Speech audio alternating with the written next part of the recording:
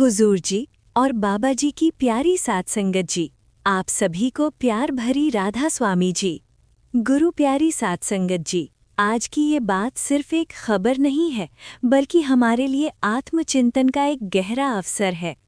आज दिल्ली से लेकर डेरा व्यास और मनीला तक जो कुछ भी घटा, वो हमें ये सोचने पर मजबूर करता है कि क्या हम सच में अपने सद्गुरु की शिक्षा को समझ पा रहे हैं या फिर बार बार वही भूल दोहरा रहे हैं।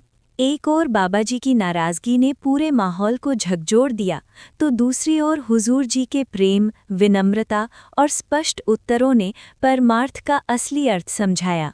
ये वीडियो केवल घटनाओं का वर्णन नहीं है, बल्कि हमारे व्यवहार, अनुशासन, विश्वास और भजन सिमरन की सच्ची परीक्षा की कहानी है।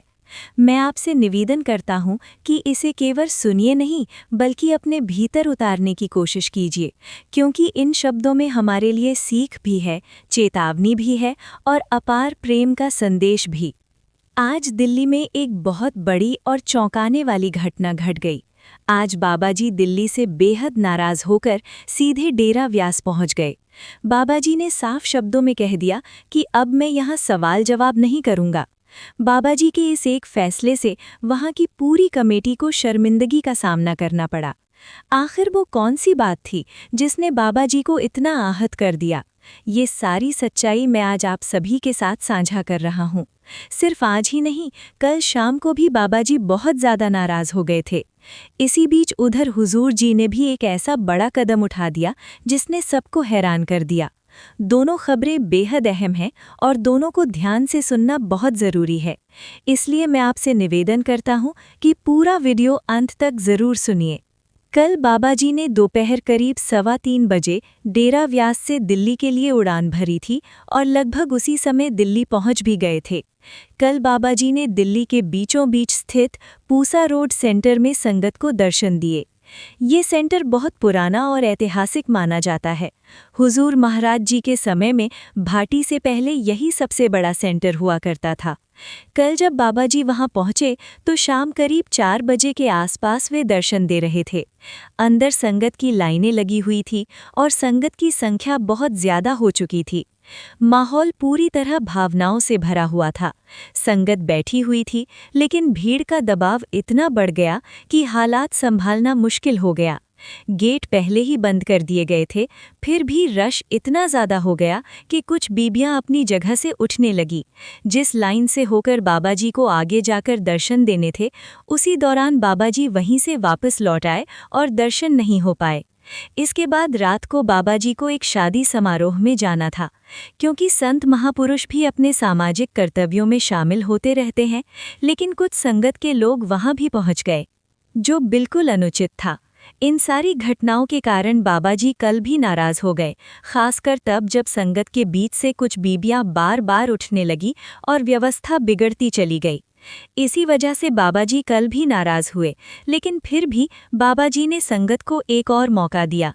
अफसोस की बात ये रही कि उस मौके में भी दिल्ली वाली संगत खड़ी नहीं उतर पाई। आज सुबह फिर वही हुआ। दिल्ली के पूसा रोड सेंटर में हर गुरुवार की तरह सुबह सत्संग और प्रश्न उत्तर का पूरा कार्यक्रम तय था। बाबा जी की कुर्सी लग चुकी थी, माइक भी तैयार थे और माहौल भी बनाया जा चुका था।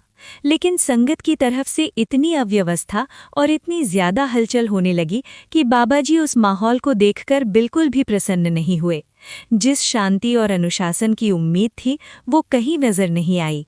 हम अपनी डिसिप्लिन बनाए नहीं रख पाए और इसी अनडिसिप्लिन की वजह से बाबा जी ने साफ कह दिया, भाई मैं सवाल जवाब बिल्कुल नहीं करूंगा। लगभग 45 मिनट का सत्संग हुआ और सत्संग के समाप्त होते ही बाबा जी तुरंत पूसा रोड सेंटर से बाहर आ गए। बाहर निकलते समय बाबा जी ने पैदल ही संगत को दर्शन दिए और उसके बाद सीधे डेरा व्यास के लिए रवाना हो गए, जहां वे लगभग तय समय के आसपास पहुंच भी चुके हैं। बाबा जी की नाराजगी देखकर आज वहां मौजूद पूसा रोड के कमेटी मेंबर्स भी बेहद अफसोस में डूब गए।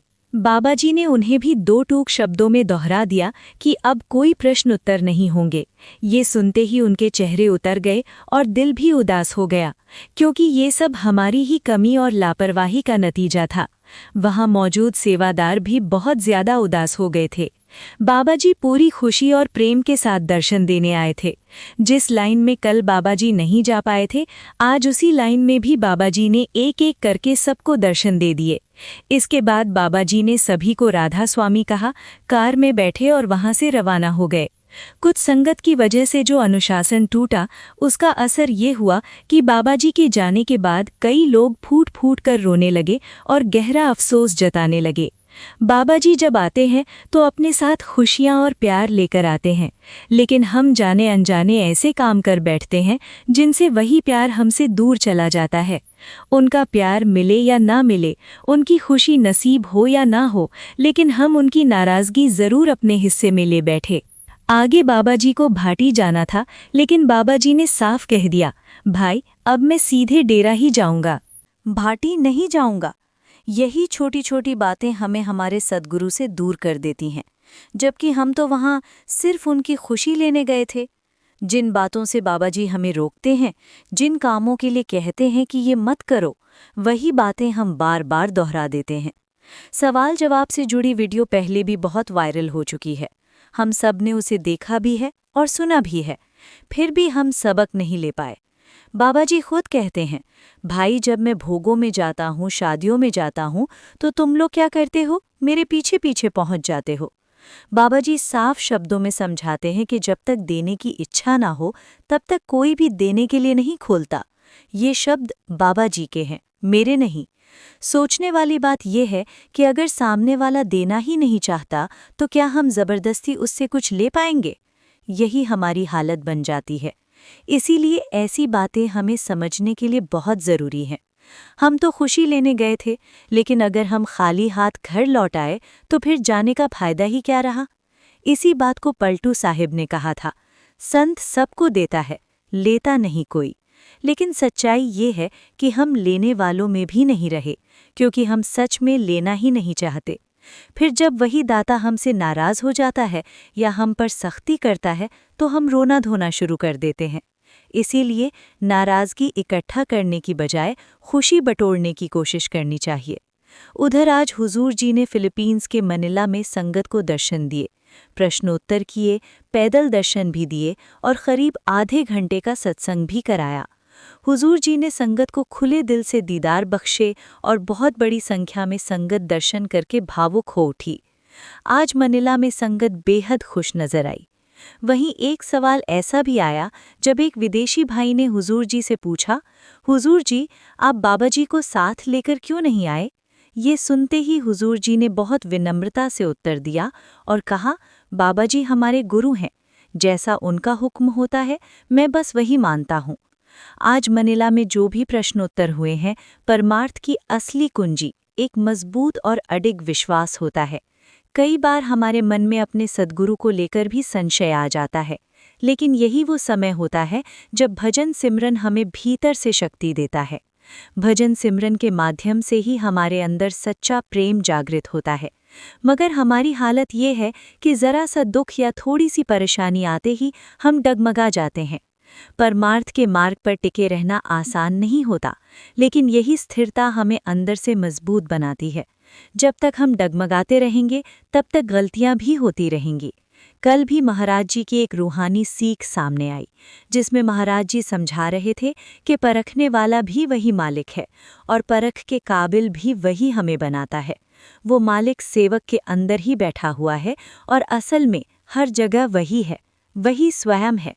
जब वो हमें परखता है तो उसी परख के साथ हमें काबिल भी बनाता है, और जब हम उस परख में खरे उतरने लगते हैं तब हमें भीतर से उस मालिक के दर्शन होने लगते हैं। लेकिन इससे पहले वो हमें कई परीक्षाओं से गुजारता है और हमारे विश्वास को बार बार कसौटी पर रखता है।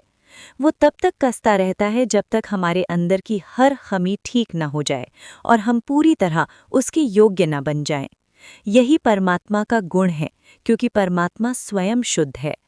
जो वस्तु शुद्ध होती है उसमें मिलने से अशुद्ध भी शुद्ध हो जाती है। हम अशुद्ध इसलिए हैं क्योंकि हमारे कर्मों का बोझ बहुत भारी है। इसी कारण नाम की कमाई जरूरी है, लेकिन परमार्थ के मार्ग पर एक होकर अडिग बने रहना, हर समय उसी का होकर जीना, यही सबसे कठिन साधना है। एक ही सुई पर टिके रहना आसान नहीं होता, मगर यही असली परीक्षा है, क्योंकि जब हमारी आशा और विश्वास एक ही जगह टिक जाता है तो सामने वाला किस मंजिल पर है, उसने कितनी भक्ति की है, ये हमें जानने की ज़रूरत ही नहीं रहती। न तो हम उन गहराइयों को समझ सकते हैं और ना ही उन परीक्षाओं में उतर सकते हैं। लेकिन जब वो एक मालिक प्रसन्न होता है तो सब कुछ अपने आप सुलझने लगता है। एक बार किसी ने बाबा जी से एक महापुरुष के बारे में प्रश्न किया था। उस व्यक्ति ने कहा था, बाबा जी, मैंने उन संत से नामदान लिया है जो इस समय जेल में है, क्या मेरी भक्ति स्वीकार होगी? तब बाबा जी ने बड़े ही सरल शब्दों में उत्तर दिया और समझाया कि हमारी भक्ति उस मालिक के लिए होनी चाहिए, न कि किसी और के लिए। बाबा जी कहते हैं कि भक्ति हमेशा विश्वास के अधीन होकर करनी चाहिए। जब तक हमारा विश्वास उस मालिक पर पूरी तरह नहीं टिकेगा, तब तक हमने नामदान कहीं से भी लिया हो, हमारी भक्ति पूरी नहीं हो सकती। जब हम सच्चे मन से भक्ति करते हैं तो परमात्मा देखता है कि ये जीव मेहनत कर रहा है और आगे बढ़ने की कोशिश कर रहा है, तब वो हमें अपने योग्य बनाना शुरू करता है।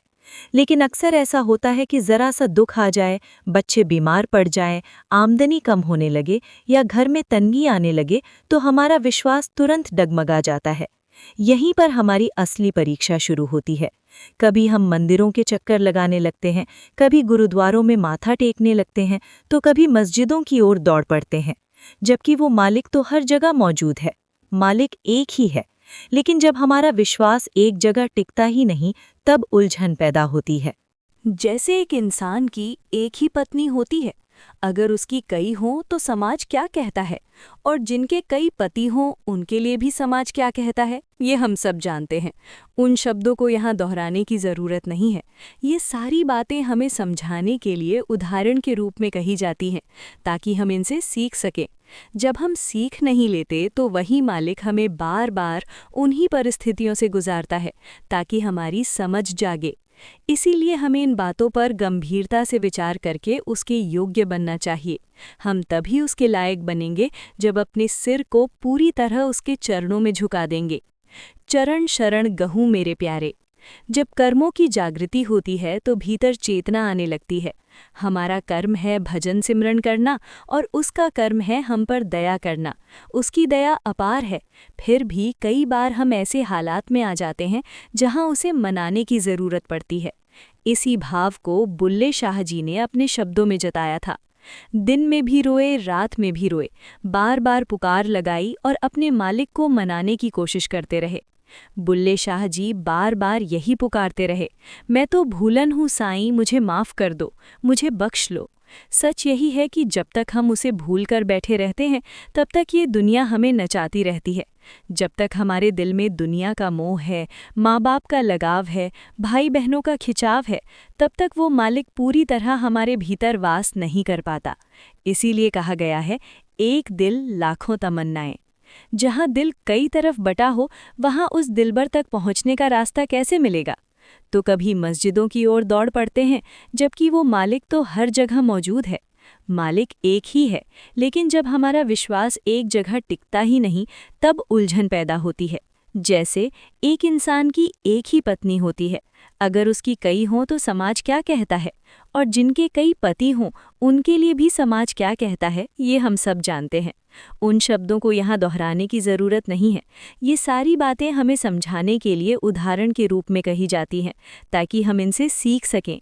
जब हम सीख नहीं लेते तो वही मालिक हमें बार बार उन्हीं परिस्थितियों से गुजारता है, ताकि हमारी समझ जागे।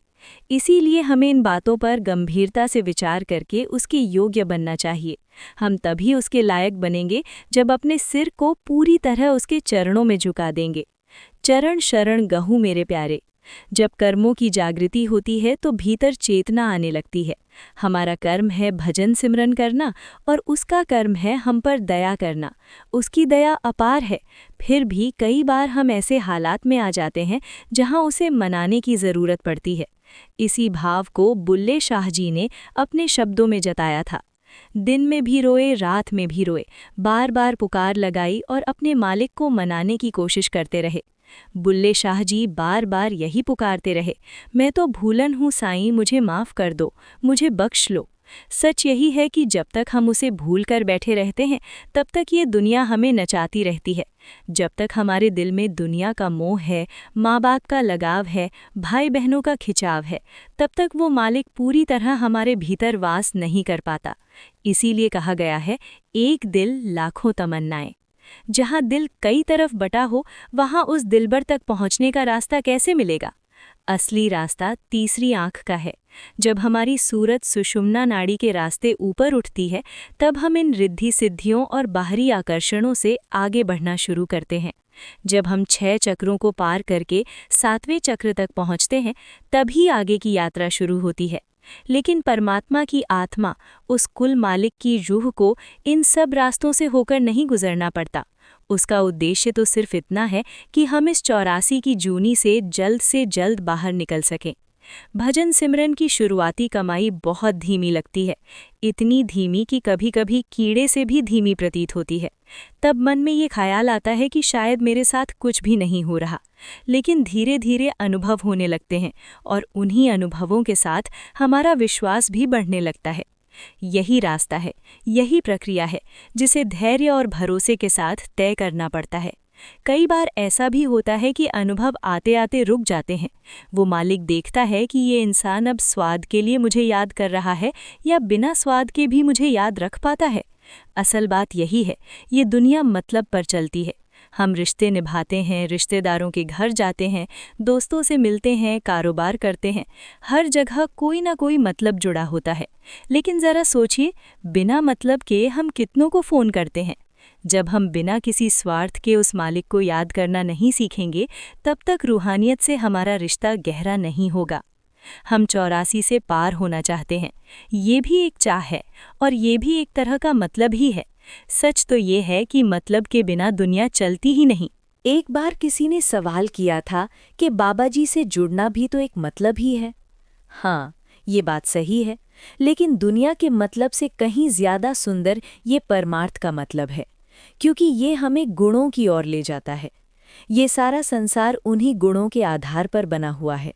और मैं यही समझ रहा हूँ कि अगर हमारे भीतर से काम, क्रोध, लोभ, मोह और अहंकार बिल्कुल सूख जाए, अगर इनकी सर्विस ही खत्म हो जाए, तो इंसान जी ही नहीं सकता।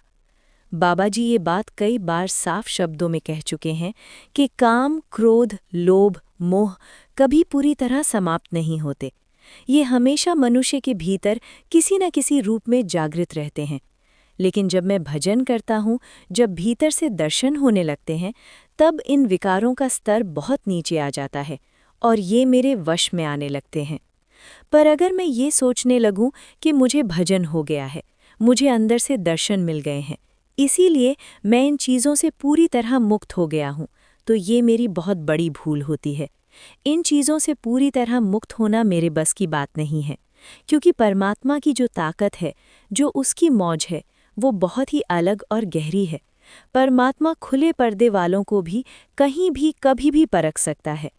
मैं अक्सर सुनता रहा हूँ कि बाबा जी भी ये उदाहरण सुनाया करते हैं। हम सभी ने उस बीवी की कथा सुनी है जो महाराज जी का भजन सिमरन बहुत ज़्यादा करती थी। दिन रात वो नाम की कमाई में लगी रहती थी, शब्द की कमाई करती रहती थी। एक बार डेरा में उसने महाराज जी के दर्शन किए और उन्हें देखते ही उसके मन में इतनी खुशी उमड़ पड़ी कि वो भावों में बहते हुए महाराज जी की ओर दौड़ पड़ी। वो अपने ऊपर काबू नहीं रख पाई और भावनाओं में बहकर महाराज जी से लिपट गई। महाराज जी ने उसे तुरंत पीछे हटाया और बड़ी शांति से कहा, बीवी, अपने वश में रहा करो। लेकिन जब वो नाम की कमाई करती रही और फिर घर लौटकर उसने महसूस किया कि मैं तो भीतर से खाली हो चुका हूँ, मेरा तो सब कुछ जैसे लुट चुका है, तब उसकी हालत बदल गई। एक दिन वो खाली बैठी रही, 2 दिन खाली रही, पूरा महीना खालीपन में गुजर गया और फिर वो फूट फूट कर रोने लगी। उसके भीतर ऐसी तड़प उठी कि मैं उसे शब्दों में बयान नहीं कर पा रहा हूँ। जैसे कोई नशेड़ी होता है या जैसे कोई कामी होता है, और जैसा स्वामी जी ने कहा है, जैसे कामी को काम प्यारी, वैसे ही उसे हर पल उसी चीज़ की तीव्र चाह सताने लगी। ठीक उसी तरह गुरुओं ने कहा है, गुरसिख को गुरु प्यारा, और प्रेम के बाद सेवा करने की बात समझाई है। लेकिन जब किसी प्रेमी के दर्शन बंद हो जाते हैं तो उसके लिए वो अवस्था काले पानी की सज़ा से भी ज़्यादा कठिन हो जाती है। हालात इतने बिगड़ जाते हैं कि ना रोटी अच्छी लगती है, ना कपड़ा अच्छा लगता है, और कई बार तो मन करता है कि ये शरीर ही छोड़ दूं। भीतर इतना गहरा दुख महसूस होता है कि जिसने कभी उस विरह को जिया है वही उसकी असली पीड़ा जान सकता है। यूं ही नहीं बुल्ले शाह जी अपने सद्गुरु को मनाने के लिए नाचे थे। तभी तो उनसे पूछा गया था, तो बुल्ला है? और उन्होंने जवाब दिया था, नहीं साई, मैं भुल्ला हूँ, मुझे बख्श लो, मुझे बख्श ले। यही पुकार तो है, और वो हमें बख्शने ही आया है, इसीलिए उसे बख्शनहार कहा जाता है। मैं ये मान रहा हूँ कि वो ज़रूर बख्शेगा, लेकिन वो उसी दिन बख्शेगा जब मैं उसके बख्शे जाने के काबिल बन जाऊँगा। बख्शना उसकी फितरत है, इसमें कोई शक नहीं। बाबा जी अक्सर सत्संगों में समझाते रहते हैं कि उसके घर देर ज़रूर हो सकती है, मतलब जो बात आज होनी है वो 1 महीने बाद भी हो सकती है, 2 महीने बाद भी हो सकती है, यहाँ तक कि 6 महीने भी लग सकते हैं, लेकिन उसके घर कभी अंधेर नहीं होता। मैं जब अपने भीतर झांक कर देख रहा हूँ तो समझ आ रहा है कि हम सारा दिन दुनिया का ही सिमरन करते रहते हैं, हर इंसान को याद करते हैं, हर रिश्ते को पुकारते हैं, और वो ऊपर बैठा सब कुछ देख रहा होता है। वो भी चाहता है कि मैं उसे बार बार पुकारूं, जैसे एक बच्चा रोते हुए बार बार माँ माँ कहता है, और माँ जब देखती है कि मेरा बच्चा मेरे लिए रो रहा है, मुझे पुकार रहा है, तो उसका दिल अंदर से खुश हो जाता है, क्योंकि उस पुकार में उसे बच्चे का प्रेम दिखता है। ठीक उसी तरह जब प्रेम एक तरफा हो जाता है तो वही प्रेम मुझे मेरे मुकाम तक पहुंचा देता है। एक तरफा प्रेम का मतलब यही है कि मैं बस उसी का होकर रह जाता हूँ, लेकिन ऐसा प्रेम और ऐसे दीदार इतनी जल्दी नहीं मिलते। इसी वजह से मैं उसके भाणे में रहना सीख रहा हूँ, और मैं उसके हुक्म में रहना ही अपना सहारा बना रहा हूँ। इसी वजह से बाबा जी अपने सत्संगों में बार बार समझाते हैं कि भाणे मानने से ही सदा सुख मिलता है। मैं जब भाणे में रहता हूँ, जब हुक्म को स्वीकार करके चलता हूँ, तभी वो मुझ पर दया करता है, मुझ पर मेहर करता है और मुझ पर बख्शीश बरसाता है। राधा स्वामी जी।